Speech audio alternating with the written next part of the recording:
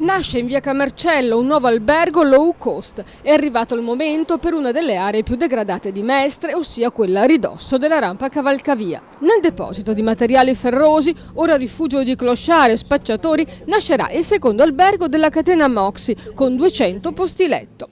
Il primo aprirà i battenti tra qualche mese a Milano. Moxy nasce da una joint venture tra la catena Marriott e l'Ikea. Una società che ha costruito un impero sui prezzi bassi. Si tratta di un intervento destinato a ridare impulso allo sviluppo dell'area, dove ci sono ben 3 palazzi disabitati e anch'essi spesso frequentati da accattoni e spacciatori. Si tratta dell'ex edificio della Vempa, dell'ex ufficio delle entrate e dell'ex sede dell'assessorato all'edilizia della provincia di Venezia.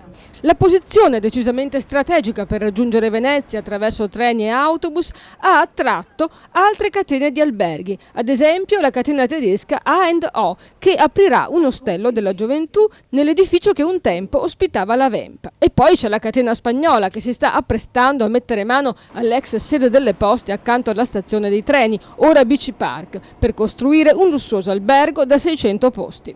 Il nuovo deposito di bici per 1000 posti sarà inaugurato a giorni in via Trento. Chi conta sul rilancio di via Piave della zona della rampa cavalcavia della stazione, può cominciare a sperare.